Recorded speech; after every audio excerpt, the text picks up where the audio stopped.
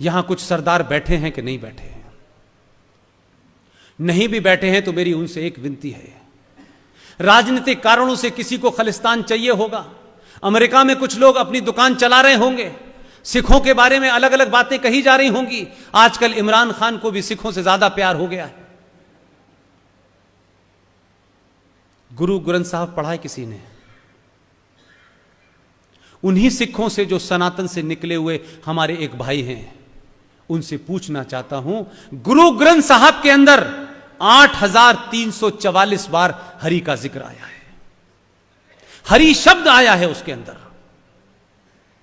उसी गुरु ग्रंथ साहब के अंदर 2533 बार भगवान राम का जिक्र आया है।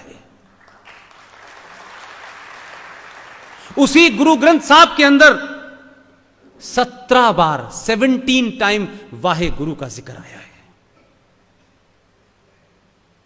है कोई किताब ऐसी?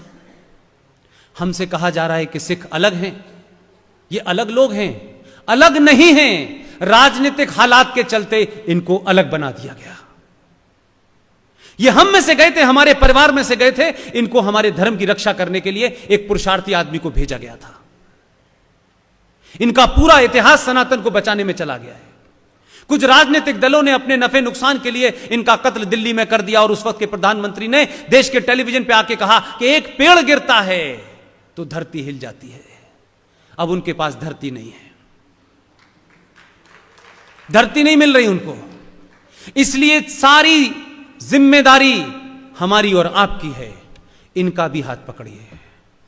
ये करतारपुर हो सकता है इनकी भावनाओं का एक जगह हो। मैं नहीं कह रहा इस धर्म का वो आदमी जिसने कई बेहतरीन दुनिया की किताबें लिखी हैं, वो किस पार्टी का है वो मेरे लिए महत्वपूर्ण नहीं है, लेकिन आज की डेट में पंजाब के अंदर अगर सबसे ज्यादा कोई राष्ट्रवादी मुख्यमंत्री है, उसका नाम है कैप्टन अमरिंदर सिंह। वो किस पार्टी का है ये महत्व नहीं है। उसमें अपनी पार्टी के खिलाफ जाके ये कहने की हिम्मत थी कि ये करतारपुर में जानता हूं क्यों बना है, इसमें पाकिस्तान का नाफेरियस एजेंडा है। आप उन्हीं लोगों से, जिन लोगों ने अपने देश में मिसाइल का नाम बाबर रखा है, टैंकों का नाम औरंगजेब रखा है, वही लोग सिखों को समझा रहे हैं हम तुम भाई भाई हैं, भाई भाई हैं। पूरा इतिहास इनके खून से रंगा हुआ है। लेकिन कुछ राजनीतिक स्वार्थों के चलते अगर कुछ लोग मिसगाइड हो गए हैं तो आप सबकी और मेरी जिम्मेदारी है कि इनका भरोसा जीतिए। इनके ऊपर जो हुआ है उसकी लोगों को गलती को मानना चाहिए, लेकिन इन सबको अलग नहीं करना चाहिए। और रफीक साहब की सिवैयां खाने जाइए, हफ्ते में एक दिन दलित के घर का पानी भी पी के आइए। जिस दिन इस देश में यह होने लगेगा, सनातन जिंदा हो जाएगा और सरकारें एक नहीं एक दिन में 10-10 फैसले लेंगी। हर फैसला इस देश की इतिहास को, सनातन को मजबूत करेगा। हम किसी के खिलाफ नहीं हैं, हम उनके खिलाफ हैं जो ये नारे लगाते हैं अल्लाह का नाम लेकर के, भारत तेरे टुकड़े होंगे इंशाअल्लाह इंशाअल्लाह।